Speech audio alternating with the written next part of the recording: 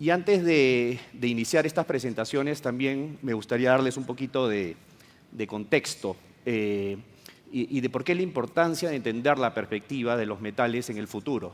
Y para esto me voy a remontar algunos años atrás, ¿no? Exactamente hace 20 años acá en nuestro país.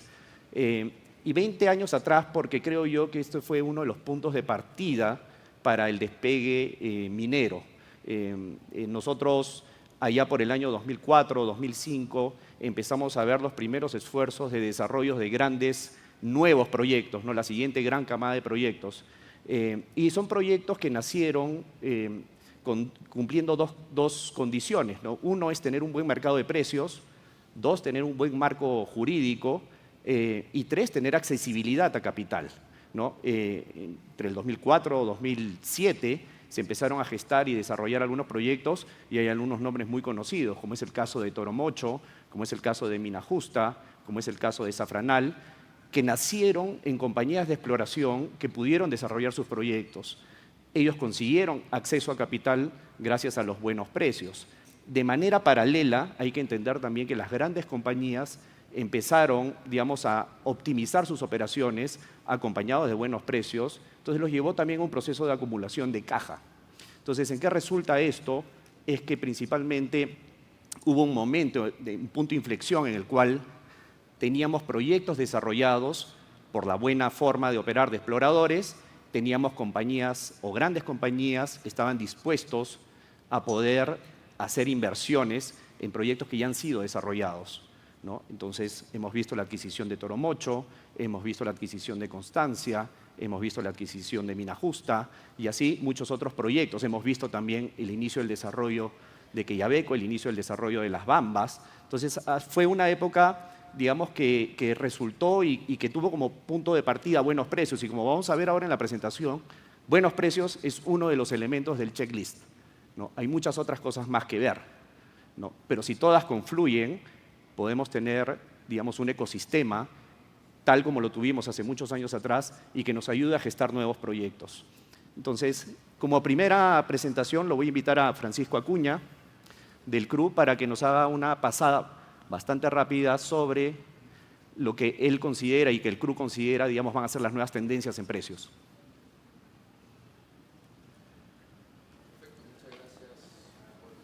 Introducción. Muchas gracias también por la invitación a participar de este evento y también felicitar a la organización tanto de Perumín como del Foro TIS por un excelente evento y también agradecer a la ciudad de Arequipa por recibirnos.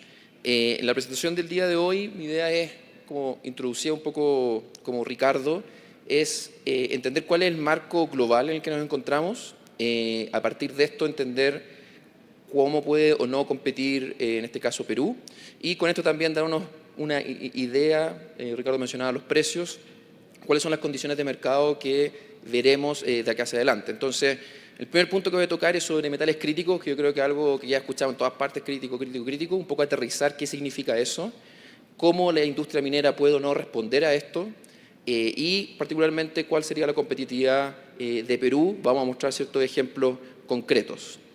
En primer lugar, ya lo dije, el tema de los metales críticos, yo creo que lo vemos para quienes estamos en la industria, en distintos medios, bastante seguidos, por todos lados. Hay uno que me gusta mucho, que está ahí abajo a la izquierda, que dice Critical Minerals Critical, o sea, ya la palabra está por todos lados. Y en base a esto, ¿cuáles son los verdaderos drivers un poco detrás de esto? Por un lado está lo que ya todos sabemos, y se ha hablado bastante quizá en esta conferencia, que es la penetración de vehículos eléctricos. Como vemos en este gráfico, en los próximos 10 años esperamos que se alcance más o menos 50% de la venta de vehículos livianos sean eléctricos de una u otra forma, ya sea batería hasta híbridos. Claramente esto conlleva a un sinnúmero de nuevos commodities que van a ser requeridos para estas nuevas tecnologías, y también, no tengo un gráfico aquí en este momento, pero las energías renovables también. Entonces la transición hacia la carbono neutralidad viene de la mano con una alta demanda de ciertos metales. Y el concepto de metales críticos está muy acuñado también desde el punto de vista de la política pública y cómo los distintos países, preocupados en el fondo por armar sus cadenas productivas para poder dar respuesta a estas necesidades y a estos objetivos que hay de carbono neutralidad, es que están identificando estos metales. CRU trabaja con el World Material Forum y con otras compañías también en desarrollar un índice de criticidad, no creo que sería la palabra en español, de los distintos commodities. Se basa en 7 premisas principales, como pueden ver. Por un lado, por la parte demanda, cuáles son los riesgos y incertezas que se tienen sobre el lado demanda, y preponderantemente también sobre la oferta desde reserva de recursos, riesgos políticos, etc. En esta tabla periódica que les estoy mostrando está la última versión de este análisis, donde pueden ver commodities que nosotros normalmente asociamos a baterías como níquel, litio, efectivamente en nivel de críticos, pero también esencial, yo creo que hemos hablado bastante, el cobre, por ejemplo, pero también, no solo eso, también hay algunos metales que a veces pueden parecer, entre comillas, menos sexys, como por ejemplo el zinc, como por ejemplo el tungsteno también, que son minerales que también son críticos y que a veces son para mercados muy nichos.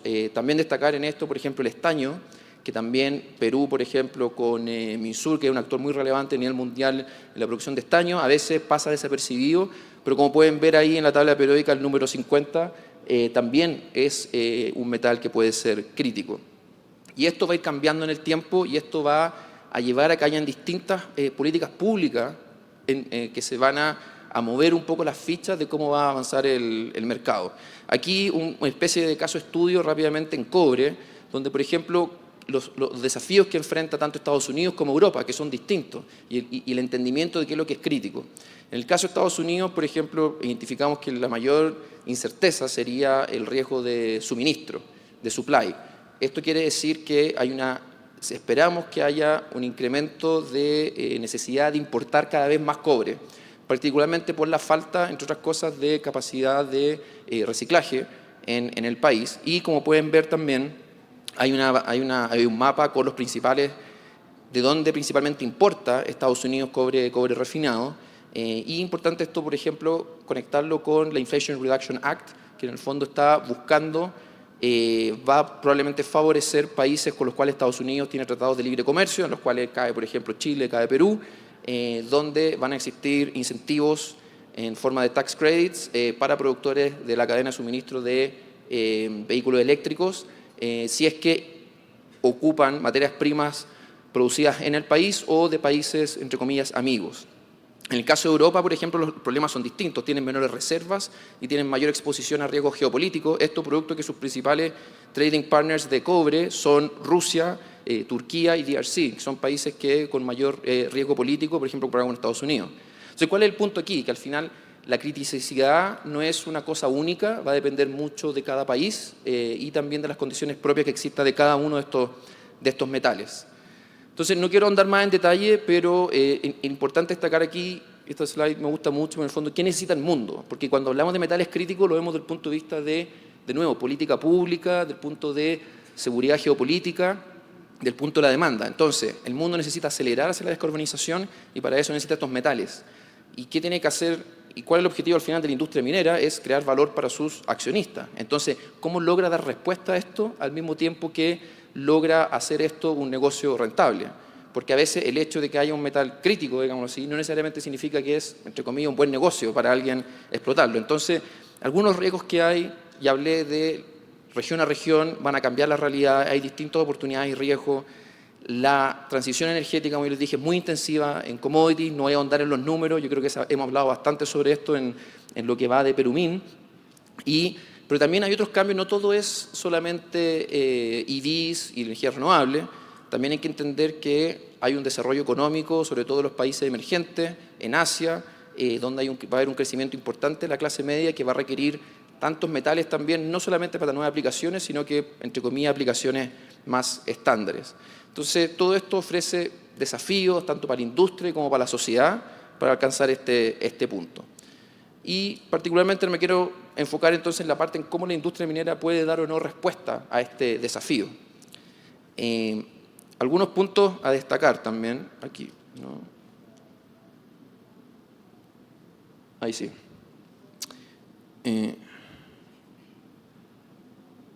Perdón, estoy viendo si quiera la lámina correcta.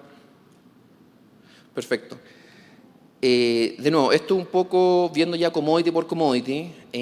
donde vemos cuáles son los drivers de crecimiento. Y particularmente quiero volver a los nuevos mercados, las nuevas aplicaciones, quiere decir transporte, electrificación.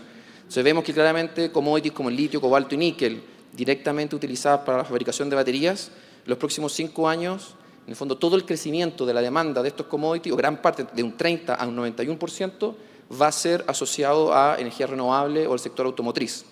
Luego, por ejemplo, aluminio y cobre, 14%, o sea, y cada vez en el largo plazo va a ser aún más importante.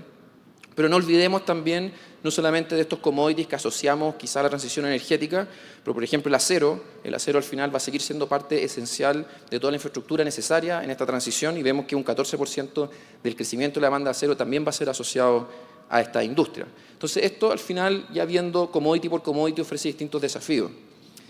Ahora, desde el punto de vista nuevamente 100% de la perspectiva más minera, digámoslo así, donde vemos un riesgo por el lado de la oferta, es que estamos viendo cuántas minas tamaño promedio, es lo que muestra este gráfico, cuántas minas tamaño promedio se les va a necesitar para alcanzar esta demanda. Y en el fondo podemos ver que, por ejemplo, en el caso de cobre, estimamos 12 nuevas minas son necesarias, y así para litio 10 y así sucesivamente. Y eso lleva al problema también de cuánto tiempo demora efectivamente llevar adelante estas minas. Me acuerdo en algunas de las sesiones en la cumbre minera, alguien hablaba de 12 años, alguien decía que era un poco más. En el caso nosotros estimamos 11 años que se requieren, esto ya es post-descubrimiento, 11 años para llevar estas minas adelante. Entonces, obviamente, esto pone un desafío en la industria de cómo se van a llevar adelante estos proyectos y la urgencia que hay. Y como mencionaba Ricardo en la introducción, puede o no ser Perú parte también de este desarrollo. Me voy a enfocar un poco en cobre, quizás esta curva de alguna u otra forma se ha visto. Nosotros estimamos que hacia el año 2033 el supply gap de 7 millones de toneladas de cobre refinado, en el fondo que va a ser necesario, de cobre mina, producción mina, y aún más al año 2035. Lo que muestra este gráfico es la producción que se espera que caiga de operaciones existentes. Hay un color azul un poquito más claro ahí, que son los proyectos comprometidos, básicamente proyectos en construcción. Y luego, si bien hay una cartera amplia de proyectos que nosotros categorizamos como probables, posibles, especulativos, aún así el gap es muy importante y se necesitan nuevos proyectos. El supply gap en el largo plazo, estimamos que puede requerir una inversión de más de 100.000 millones de dólares en el fondo para poder lograr estos objetivos. Entonces, un desafío no menor para la industria. Ahora, llevándolo ya más al corto plazo, y de nuevo, de la perspectiva de la industria minera, este es un desafío no menor, independiente de que estén las condiciones macroeconómicas, macro de mercado. Estamos viendo, son hartos números los que hay acá, me voy a enfocar en un par solamente. Esta es la intensidad de capital, en el fondo, para desarrollar proyectos, y cómo tanto los proyectos Greenfield y Brownfield han subido particularmente, casi exponencialmente, Greenfield sobre todo, en los últimos años. Esto producto de inflación de CAPEX que hemos visto, inflación a lo largo de toda la economía, pero inflación de CAPEX muy importante en proyectos mineros, que también se ha reflejado en el CAPEX overrun que estamos viendo acá, que hemos visto en los últimos años, con un 35% promedio en proyectos Brownfield, 50% promedio en proyectos Greenfield, algo que hemos visto, por ejemplo, en los recientes proyectos que se han desarrollado en Chile, por ejemplo, Quebrada Blanca 2, donde el budget en el fondo casi se duplicó el CAPEX en el fondo del proyecto. Entonces, la industria no es tan fácil, independientemente de que esté el escenario macro, realmente poder cumplir este objetivo. Entonces, y también otra interesante trend que estamos viendo, al final la industria minera necesita crecer, necesita entregar más valor, como dijimos anteriormente, a sus accionistas, y el crecimiento es una idea. Desarrollar proyectos nuevos, como vimos recién, está siendo muy complejo y de alto riesgo. Y esto también ha llevado a los escenarios de precio y también en esta idea de crecer, un aumento en la actividad de M&A. M&A aquí no solamente es M&A corporativo, sino que también tomamos en consideración transacción sobre proyectos, incrementos de ownership en ciertos proyectos, etc. Este año, si sumamos todo lo que está ya completo y lo que está pendiente, o sea que en el fondo que fue anunciado pero no fue cerrado, no ha sido cerrado aún, llegaríamos a unos 26.000 millones de dólares este año, llegando casi a niveles que vimos en el año 2011 y el año 2006 en los superciclos anteriores. También algo interesante a monitorear. Y estoy atento al tiempo y no quiero pasarme de largo, así que voy a avanzar un poco más rápido. En este contexto también lo importante, entonces, tenemos un escenario en que el mundo necesita metales, yo creo que eso ya está establecido. El panorama geopolítico va a tener un rol preponderante en cómo ocurre ese desarrollo. En el fondo la industria minera tiene oportunidades, pero también bastantes desafíos, como vimos recién. Y luego en este contexto, ya que obviamente estamos en Perumín, la idea es entender cuál es la competitividad que puede ofrecer en este caso el Perú.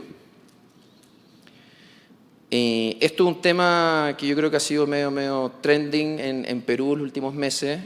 Por un lado, a la izquierda queremos ver, yo creo que algo que ya casi toda la audiencia debe saber, que Chile y Perú son los dos mayores productores de cobre a nivel mundial y al menos creemos que seguirán siendo obviamente actores preponderantes.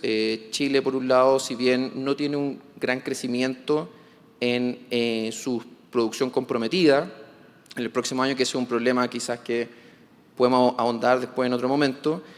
Un caso particularmente que ha sido bien comentado acá ha sido el hecho de que Perú pueda retroceder de su segundo lugar. Lo que vemos en este gráfico a la derecha es la producción esperada que vemos en los próximos 10 años para Perú y la República Democrática del Congo, DRC, donde podemos ver que en términos de producción comprometida, o sea, operaciones existentes, si no existiesen proyectos, quiero decir, esperamos que efectivamente el Congo ya hacia finales de esta década superaría a Perú en términos de producción de cobre mina. Ahora, lo que está ahí en línea achurada por un lado para el caso de Congo y lo punteado en el caso de Perú es los potenciales de proyectos que tenemos identificados en el pipeline. Entonces, ¿cuál es el mensaje aquí? Que en el fondo si Perú quiere mantener en el fondo su lugar en el mundo en términos de producción de cobre, es necesario que estos proyectos avancen para poder así incluso potencialmente superar ampliamente al menos la cartera de proyectos que tenemos existentes en nuestro pipeline. Así que eso también, y entender cuál es el contexto macro, porque hay un contexto global que es demanda, precios en general favorables, y eso vamos a verlo después en la última lámina, pero también cuáles son las necesidades o cuáles son los atributos que se requieren de manera local, y bueno, también Benjamín va a ahondar en esto en su presentación. ¿Cómo lo vemos un poco nosotros desde afuera, como analistas? Yo creo que no es nuevo y aquí en Perú claramente saben más de los problemas sociopolíticos en el fondo que se vivieron, que generaron bastante incertidumbre. Ya llevándolo un poco a este año, acá hay una colección de distintos periódicos, etcétera, donde en general yo creo que mi interpretación es que las cosas están mejor que hace un año, pero no mejor que hace 4 años. En ese contexto existe un proceso político más de calma. Hemos visto acá también en Perumín el gobierno en el fondo dando mensajes claros de apoyar a la industria minera. Sin embargo, aún hay riesgo, aún hay incertidumbre y esto es un tema esencial en el fondo de la estabilidad política, fiscal que puede ofrecer el país para el desarrollo de proyectos y de hecho un tema que se ha hecho muy recurrente aquí en Perumín. Ya uno deja de hablar de riesgo político al parecer y más sobre la permisología y lo difícil que es llevar adelante proyectos. Entonces es importante que existan las condiciones locales para aprovechar este contexto global de demanda de proyectos. Un último punto en términos a competitividad, y un poco aquí comparando con Chile, que si ustedes saben, Chile pasó por un periodo de al menos de 2 años o más de discusión de un nuevo royalty a la industria minera.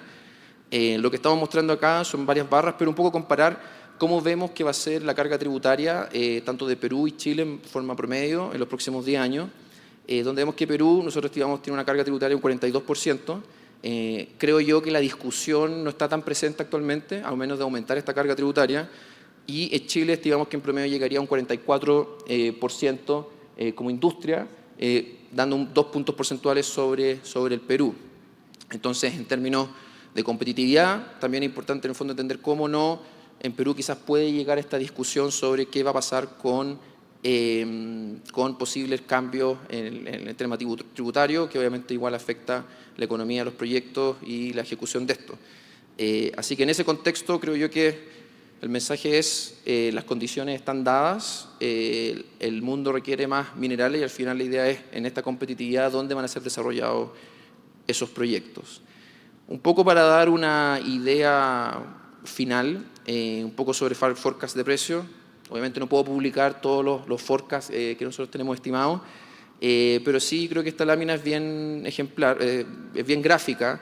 Este es un termómetro, llamémoslo así, de una canasta de 40 commodities, metales en realidad, que es commodities, que es y fertilizantes, perdón, metales y fertilizantes, que cubrimos de manera regular. Y lo que ven aquí es el forecast de los próximos 5 años, o sea, dónde vemos que va a estar el precio de estos metales el año 2027 respecto a este año. Es interesante ver de que en el fondo, primero que todo, la canasta en su totalidad, como ven ahí, está freezing, o sea, no muy optimista en términos de precio, pero también tomar en consideración que venimos saliendo de varios pics históricos de precio de distintos commodities, desde hierro hasta litio. Entonces también a veces puede ser un poquito misleading eso. Pero lo importante es destacar, y pensando principalmente nuevamente como estamos en Perú, podemos ver que cobre, oro y plata los tenemos ubicados, los únicos, en la zona hot, en donde vemos que el escenario de precios va a ser bastante favorable y son commodities que efectivamente Perú tiene un rol importante. Y asimismo, por ejemplo, plomo, molibdeno están en la zona mild de crecimiento de 0 a 5%. Entonces, en ese contexto, varios de los commodities a los cuales Perú tiene exposición y tiene potencial van a estar con un escenario de precio, estimamos, favorable. Entonces, en ese contexto, y vuelvo a la introducción que hizo Ricardo, estamos en un escenario donde hay un supply gap de varios commodities, hay esfuerzos de política pública y geopolíticos por desarrollar la industria en los distintos países, y además algunos de estos commodities van a tener un escenario de precio favorable. Entonces, lo importante aquí es que las oportunidades están, y el fondo al final es cómo Perú va a aprovechar o no estas oportunidades y dónde va a ir el capital a desarrollar estos proyectos. Así que con eso termino mi presentación, nuevamente agradeciendo la invitación al evento, y cualquier pregunta que puedan tener más adelante, vamos a estar aquí con mis colegas en los próximos días hasta mañana. Muchas gracias. Muchas gracias.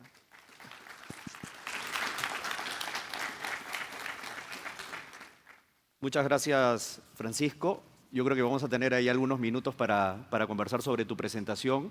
Bastante interesante la perspectiva, y creo que es algo que se está comentando acá en Perumín, que es básicamente este ambiente de oportunidad que va a existir dentro del mercado, y ver si es que Perú va a estar en capacidad de tomar esa oportunidad. Ahora, para dar un poco la mirada desde la empresa privada, quiero invitar a Benjamín del Solar para que nos comente un poco cuáles son las visiones que tiene BHP, la compañía más grande del mundo, sobre el mercado en general. Adelante, Benjamín, por favor.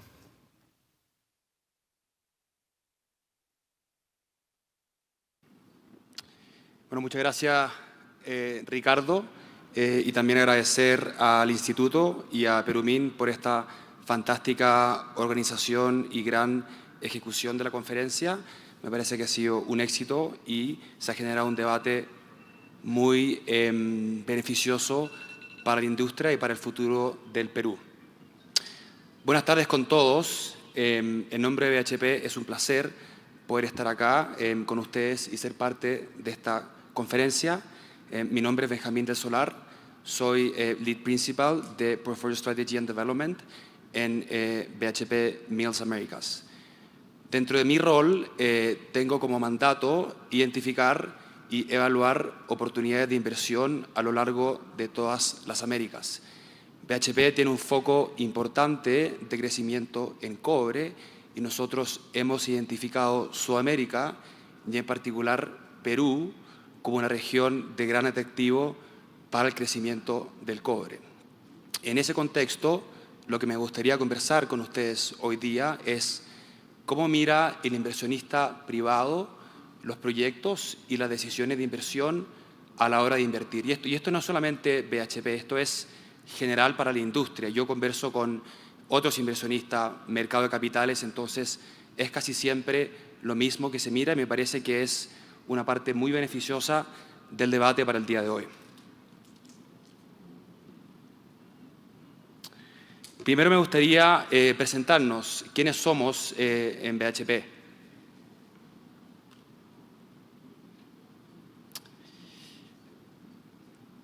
BHP somos una empresa australiana con más de 135 años de historia haciendo gran minería. Somos una de las empresas mineras más grandes del mundo y producimos algunas de las materias primas o commodities claves para el presente y para el futuro de nuestro mundo. Producimos cobre y níquel, que son muy importantes para la electrificación y almacenamiento de energía en nuestra economía, fierro y carbón metalúrgico, que son grandes elementos de construcción y desarrollo de grandes urbes, y potasa para alimentar a la población mundial en el futuro. Dentro de BHP tenemos una región de foco que es las Américas, y lo que les voy a presentar hoy día es nuestro portafolio de Mills America. Mills America tiene varias operaciones a lo largo del continente americano, desde el sur hasta el norte. En Chile tenemos presencia con dos grandes activos. Uno es Escondida, que es la mina de cobre más grande del mundo por producción. Pampa Norte, que es otra mina importante al norte de Chile. En Brasil tenemos el 50% de Samarco, que es una operación de gran escala de hierro. En Perú, muy importantemente, tenemos un 33,75% de Antamina, que es un interés no operado por BHP. En Estados Unidos tenemos el proyecto de cobre Resolution, y en Canadá tenemos el proyecto de potasa en construcción que se llama Jansen. Ahora, ¿qué tienen en común la mayoría de estas operaciones? Es que están orientadas en commodities que nosotros denominamos future facing, o sea, los commodities del futuro, los commodities que se van a necesitar para continuar con el desarrollo de la economía global. Hablemos un segundo sobre nuestra presencia en el Perú. Como les dije, tenemos un 33,75% en Antamina, que partimos en la década de los 90 con la construcción de ese activo. Ahora, más recientemente, en 2012, abrimos una oficina de exploraciones enfocada en exploraciones Greenfield para la generación y descubrimiento de nuevos proyectos. Hoy contamos con 10 proyectos en 6 regiones a lo largo del Perú, y en los últimos 12 meses hemos invertido $12 millones en este proyecto. Uno de nuestros proyectos es Hatum Orco, en la provincia de Huancavelica, donde ya hemos perforado, algo que nos tiene muy contentos. Ahora, eso es el comienzo, y nos gustaría seguir y crecer en el desarrollo de la industria y del país de Perú. Quiero hablar un segundo sobre el potencial que tiene Perú y la oportunidad que esto significa para el país.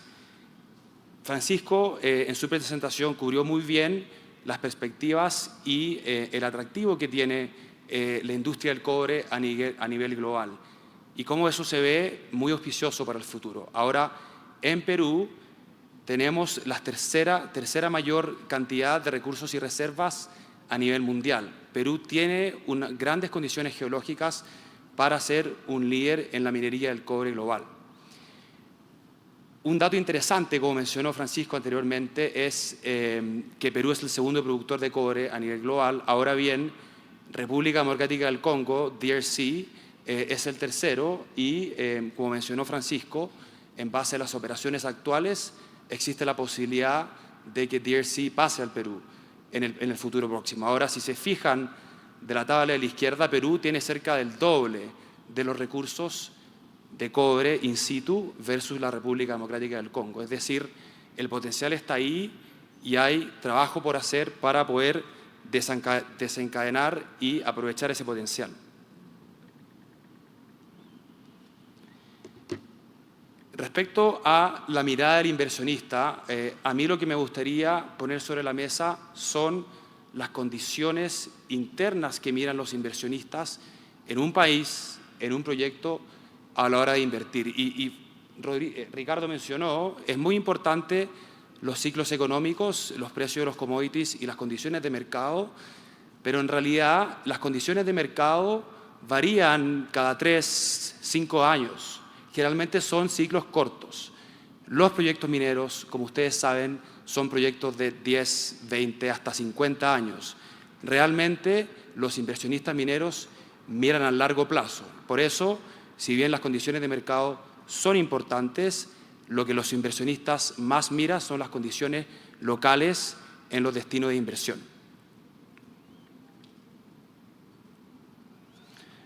Lo primero que me gustaría mencionar es la prospectividad geológica, y en esto es algo que Perú sencillamente es líder absoluto mundial. Como les decía, tiene cerca de 240 millones de toneladas de cobre fino en recursos y reserva, o sea, es el top 3 a nivel global. Y no solamente tiene escala, también tiene calidad.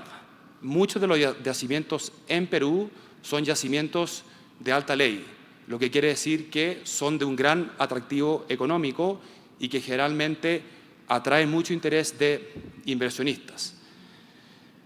Ahora, hay una cartera de proyectos publicada por el Ministerio de Energía y Minas de cerca de 57.000 millones de dólares en proyectos en cartera. Eso es el potencial de los proyectos que podría ser ejecutado en los próximos años. Lo que me gustaría conversar hoy y hacer énfasis es cómo podemos pasar de ser un potencial a ser una realidad y generar todos los beneficios que podrían traer esa gran cartera de proyectos.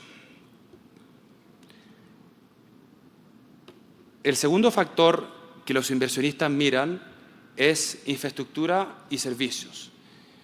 En el fondo, a la hora de construir un proyecto minero, se va a necesitar transporte para acceder a la operación, se va a necesitar transporte para transportar mi producto y venderlo, se va a necesitar agua para mis procesos industriales y energía para mi operación. Podríamos decir que transporte, agua y energía es la triada estratégica para el desarrollo de proyectos mineros.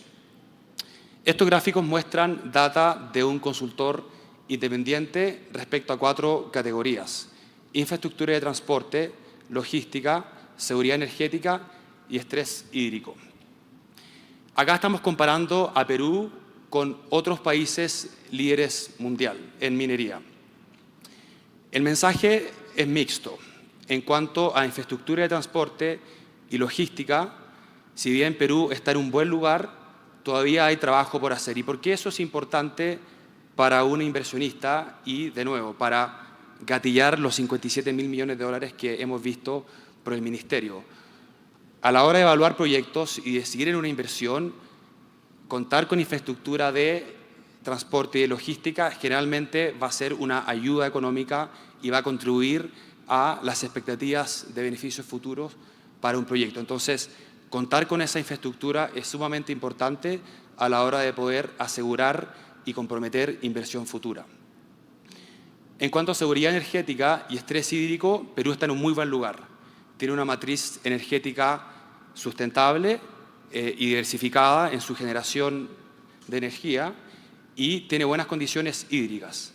Es sumamente importante que Perú siga trabajando en mantener esa competitividad en esas importantes variables.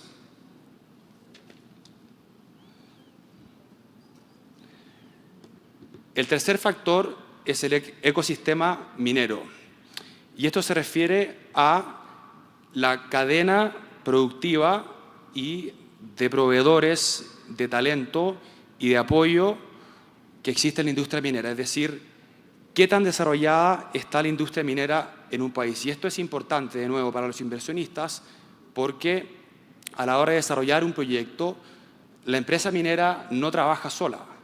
La empresa minera trabaja con todo un ecosistema de socios estratégicos, de proveedores, de asesores que permiten llevar a cabo proyectos y hacer estos potenciales, estos proyectos en cartera, una realidad. En este sentido, hemos visto y queremos destacar que en Perú tenemos buenos indicadores. Cerca de 200.000, por sobre 200.000 empleados directos en minería, 1,2 millones o bastante más de empleados en la cadena de valor completa en minería y cerca de 8.000 empresas proveedoras de minería. Y en ese sentido vemos con muy buenos ojos las iniciativas de desarrollo de proveedores que hemos visto siendo priorizadas por las distintas entidades públicas en el país.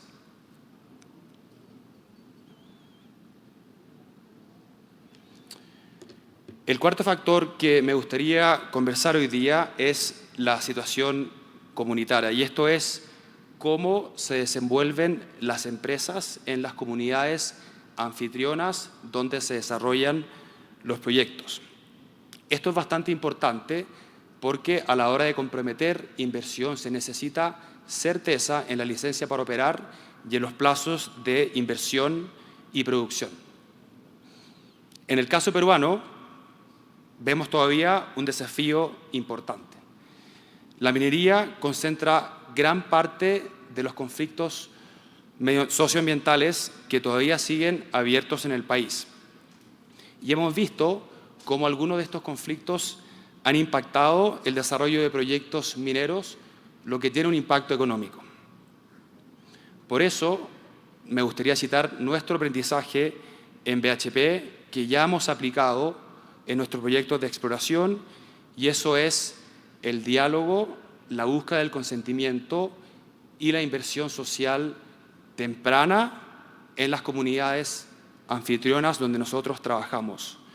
Esto es una altísima prioridad para nosotros y hace que las confianzas, el diálogo y el trabajo mutuo se vaya desarrollando día a día y sea sustentable en el largo plazo.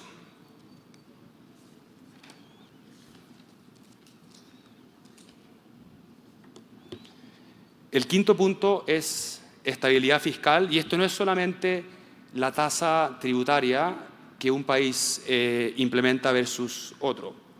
Esto es la salud financiera, la capacidad de solvencia y las perspectivas de crecimiento económico en un país. Esto es algo que los inversionistas miran y que les importa bastante.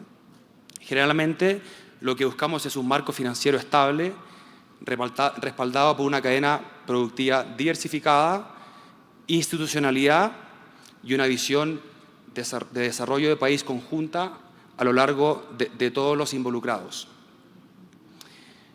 Como dije antes, hay una cifra muy importante del Ministerio, los 57.000 millones de dólares que hablé al comienzo de esta presentación.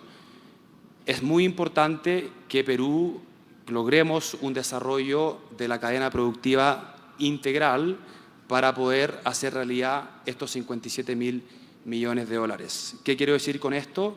Que no solamente se necesita desarrollar a la industria minera, sino que también en conjunto las otras industrias que permitan asegurar la salud financiera del país en el largo plazo. Como vemos con otros países líderes mineros, Perú está en una buena posición, pero todavía tiene trabajo por hacer, y esto es algo que se debiese ir gatullando naturalmente a medida que se vaya avanzando en el desarrollo económico y en la fuerte institucionalidad que tiene Perú.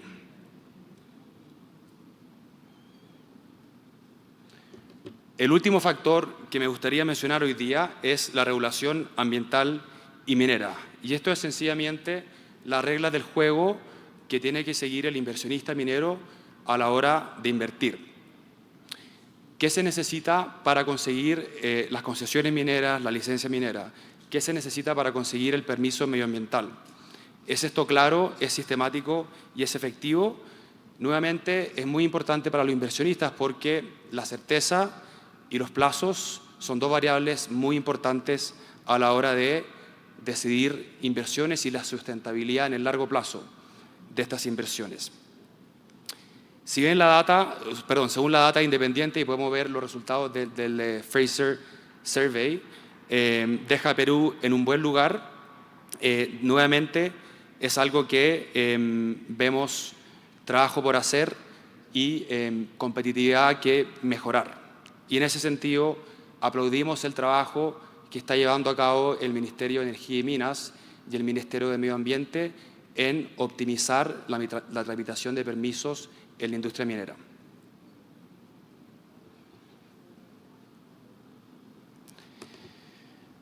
Me gustaría cerrar esta presentación enfatizando en las grandes condiciones geológicas y la gran oportunidad que tiene el Perú en ser un protagonista, en continuar siendo un protagonista en la industria del cobre mundial a la hora de tener unas perspectivas muy atractivas para ese mercado en el futuro.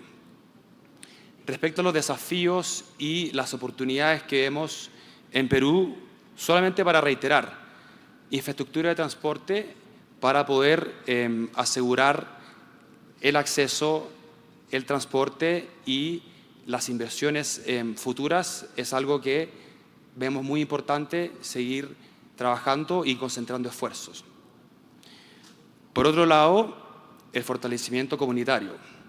Como sabemos, el mundo ha cambiado y no es solamente necesario tener hoy día licencia ambiental o mi permiso ambiental para poder desarrollar un proyecto de manera exitosa y sustentable en el largo plazo, sino que tengo que pensar en las comunidades anfitrionas como socios estratégicos de largo plazo para mi proyecto y para la empresa. Finalmente, el marco regulatorio. Y esto no es algo solamente que hemos visto en Perú, lo hemos visto en otros países líderes mineros que cité en las diapositivas, como Chile y también en Australia. La minería necesita gran capital para poder desarrollar proyectos y en ese sentido es importante contar con reglas claras que sean consistentes en el tiempo para poder asegurar los beneficios futuros que buscan los inversionistas. Tenemos una tremenda oportunidad frente a nosotros para desarrollar la industria minera del Perú y contribuir al beneficio y el desarrollo del país. Es tarea de todos trabajar juntos para materializarla. Muchas gracias.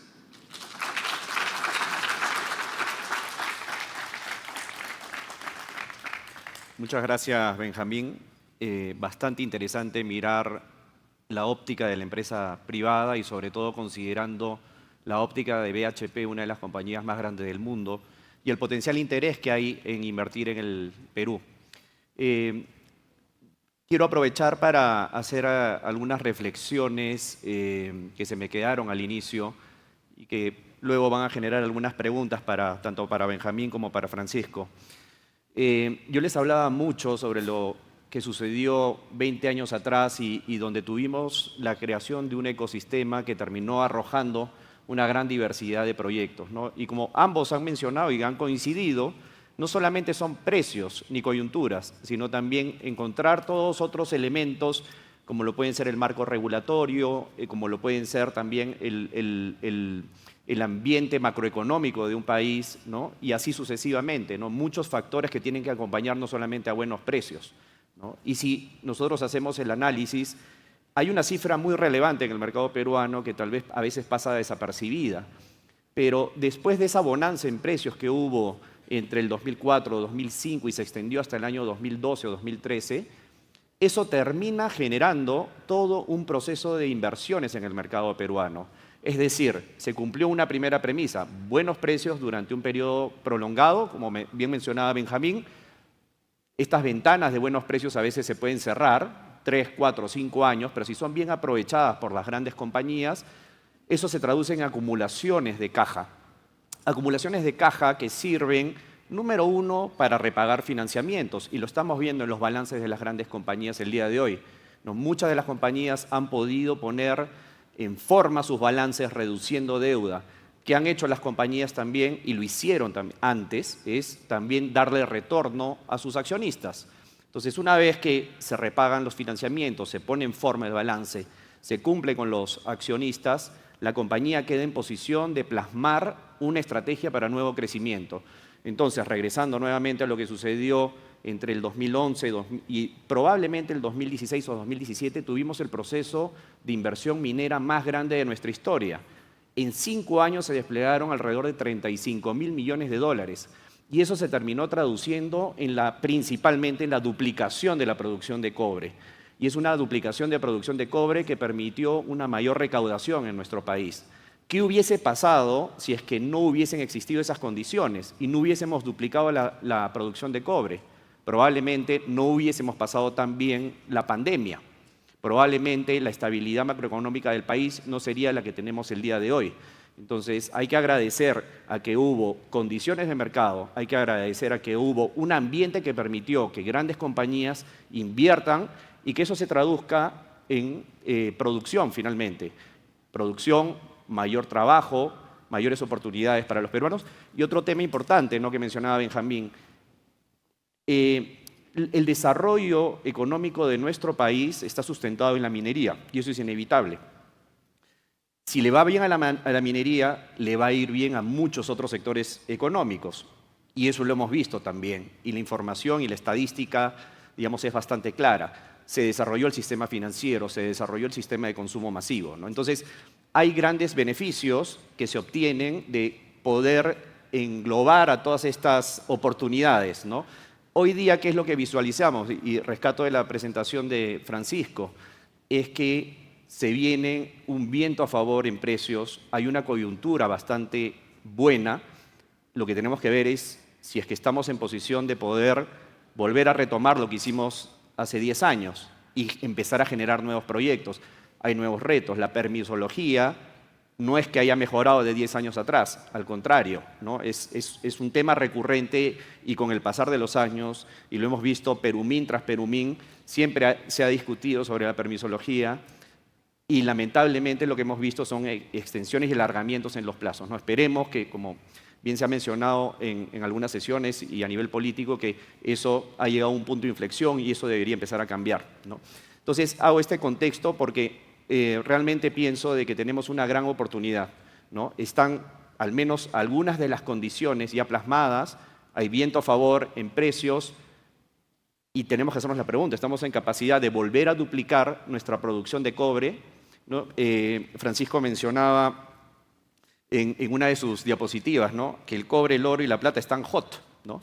O sea, hay buenas oportunidades y Perú tiene una buena producción de cobre, tiene un gran potencial geológico. En oro hemos decrecido en exploración y eso, digamos, hemos pasado de producir 6 millones de onzas de oro al día de hoy estamos alrededor de 3 millones de onzas de oro, ¿no? Hay que retomar, digamos, también la exploración en oro y sacar adelante proyectos de oro, ¿no? Y tenemos la plata, tenemos algunos proyectos, hemos sido número 1, luego número 2, ahora estamos entre el 2 y el 3, ¿no? Pero tenemos proyectos, sí, efectivamente tenemos proyectos de plata, ¿no? Entonces, una de las preguntas que quiero que elaboren ambos es, si tuviesen que poner, digamos, en un ranking, ¿cuál es el principal punto que como país debemos atacar? Hay una serie de puntos, ¿no? Pero ¿cuál sería el principal punto que deberíamos atacar como país para empezar a retomar esa competitividad que tal vez tuvimos muchos años atrás? Francisco. Sí, bueno, no es fácil de elegir la prioridad uno. Yo creo que, bueno, fue tocado, ha sido discutido, yo creo que ampliamente durante este evento. Yo creo que Benjamín también hizo una exposición bastante clara de cuál es la visión del inversionista. Yo creo que, quizás antes de responder un poco directamente a esa pregunta, es volver atrás, que a veces uno mira al inversionista como algo medio exógeno, pero en realidad inversionista podemos ser todos. O sea, si uno mira compañías como BHP, por ejemplo, su accionista mayoritario son fondos de pensiones australianos. La realidad es, yo creo que también hay que a veces generar un link entre el mundo financiero y la industria minera, donde no solamente un país se beneficie, por ejemplo, la industria minera por el empleo, que obviamente son, todos sabemos, impuestos, etcétera, sino que también sea parte del negocio. Y de nuevo, el inversionista al final del día, yo lo mencioné, independiente de que haya una coyuntura global, al final del día tiene que entregar beneficios a sus accionistas, que es lo más normal del mundo, y sus accionistas, de nuevo, no son entes flotantes, pueden ser personas comunes y corrientes y en el fondo siguen un pensamiento lógico. Entonces, en ese sentido, yo creo que tienen que estar dadas las condiciones para que con toda la complejidad que hay en el desarrollo de nuevos proyectos, al final del día se logren dar los retornos y que las inversiones en el fondo tengan un beneficio económico finalmente para estos accionistas. Ahora, yendo a lo concreto, yo creo que de nuevo suena un poco repetitivo, pero yo creo que en el fondo reglas claras. Yo creo que si uno mira el vecindario, un ejemplo, por ejemplo, Ecuador, para dar solamente un ejemplo, Ecuador que tuvo mucho desarrollo de exploración. Si uno ve hace un año atrás, todo el mundo estaba Ecuador, Ecuador, Ecuador, con algunos descubrimientos muy impresionantes, geología igualmente impresionante. Sin embargo, vimos cómo en el fondo ha ido como hacia arriba, hacia abajo, y no ha logrado consolidar en los mismos años en que quizás han desarrollado proyectos en otras partes del mundo. En ese caso no ha ocurrido, y eso viene de la mano con no tener una planificación de largo plazo, desde el punto de vista de políticas públicas, más allá de cosas tan específicas como los impuestos, etcétera, sino que como planificación. Y yo creo que al final es muy necesario eso, volver a reglas claras y que también en el fondo la ciudadanía como un todo se haga parte de la industria y no solamente verlo como algo que, de nuevo, son beneficios como generación de empleo, etcétera, pero también quizás acercarse más a la industria minera como un negocio, que algo que, por ejemplo, incluso en Chile, que comillas, se ha identificado siempre como un país minero, yo creo que es muy poca, por ejemplo, la gente que es accionista de una empresa minera, los fondos de pensiones, por ejemplo, no participan de empresas mineras. Entonces también yo creo que hay un tema quizás que no tanto se discute, pero en cómo también acercar la minería como la parte del negocio, aterrizarla a todos en el fondo. Gracias. Benjamín. Por mi parte, solo agregar que no existe una receta mágica o una variable que esté por sobre las otras. Esto no se construye de la noche a la mañana y es fundamentalmente volver un poco a las condiciones internas y los factores que como país podemos controlar, que fue lo que conversamos anteriormente. El potencial y las condiciones excelentes geológicas están. Hay que trabajar en marco regulatorio, hay que trabajar en el desarrollo conjunto de comunidades, hay que trabajar en logística, transporte e infraestructura y en las otras también factores que mencioné durante mi presentación. Y eso va a ser un círculo virtuoso que va a ir de manera natural atrayendo más inversión y también permitiendo un desarrollo integral del país. Gracias. Yo quisiera hacer una última pregunta muy rápida, un tema muy puntual que se ha conversado en las distintas presentaciones y que ha sorprendido a muchos y en general al mundo en general la rapidez con la que un país ha crecido en producción de cobre, que es República Democrática de Congo. La pregunta concreta es, ¿cuáles creen que han sido las características principales para hacer ese despegue y que lo posicione ya muy cercano a Perú y probablemente, digamos, alcance el segundo lugar en algún momento? Esperemos que no, pero están en carrera, ¿no? Francisco. Sí, mira, en honor al tiempo, bien breve, o sea, por un lado está las características geológicas, o sea, esos depósitos, si bien distintos a los que se encuentran, por ejemplo, en los Andes, en las Américas, son depósitos de muy alta calidad, con lo mismo son de menores costos de operación, donde en el fondo históricamente los problemas han sido más por el lado político, geopolítico, y algunos de esos han logrado resolver. También hay que tomar en consideración que si uno ve ciertos los desarrollos que hay, en muchos casos han sido compañías también, inversiones chinas, por ejemplo, donde por ejemplo decimos Kamoa-Kakula, que en el fondo es de Ivanhoe, uno siempre mira a Ivanhoe como la empresa canadiense, pero en realidad el 50% es de Zijin Mining. Entonces, donde también a veces los parámetros de inversión y definición de riesgo país son distintos. Y de nuevo, viendo de nuevo el contexto global, estamos en un momento en que las distintas potencias del mundo están, comillas, peleando por estos recursos. Entonces yo creo que en ese sentido había un apetito, particularmente, por ejemplo, en este caso puntual que menciono, China, en el cual la toma de decisiones, toma de riesgo es distinto a lo que pueden tener empresas que operan normalmente en otras partes del mundo, en Occidente. Entonces yo creo que se dio ese apetito y se lograron hacer acuerdos, en ese caso, particularmente con un gobierno que ofreció condiciones al final del día de negociación 1 a 1, en el cual ofreció ciertos niveles de confianza para hacer esa inversión y volviendo atrás, dado que son altas leyes, menores costos, los tiempos de recuperación de la inversión son más rápidos. Entonces, en el fondo, entendiendo que uno va a poner un cierto periodo de estabilidad de 5 años, por ejemplo, quizás puede ser suficiente para tener una recuperación de la inversión bastante más rápido. Entonces también eso gatilla que se haya podido tomar ese tipo de decisiones. Y creo que me alargué un poco, estamos contra el tiempo, le quiero dejar a Benjamín Solo agregaría, una cosa es partir desde abajo y aumentar esa capacidad desde una base menor y pequeña y llegar a un top 5. Y otra cosa es, siendo un top 5, mantener esa competitividad e incluso buscar incrementarla. Y por otro lado, lo que ha funcionado en el pasado no necesariamente va a funcionar en el futuro. Entonces yo creo que es muy importante que tengamos eso en cuenta y mirar con un poco las condiciones y cómo las empresas están mirando el país hoy, cómo podemos ser más competitivos hacia el futuro. Muchísimas gracias. Ya el tiempo es un poco complicado manejar porque me gustaría quedarme conversando acá con ellos un poco más. Pero solamente como una conclusión final, creo yo, de que estamos frente a una gran oportunidad.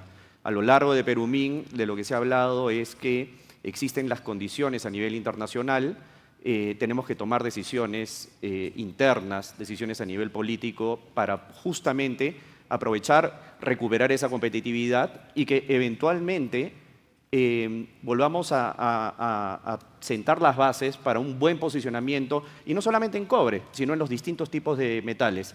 Les agradezco a ustedes la participación en este panel. Un fuerte aplauso para Benjamín y para Francisco, y muchísimas gracias.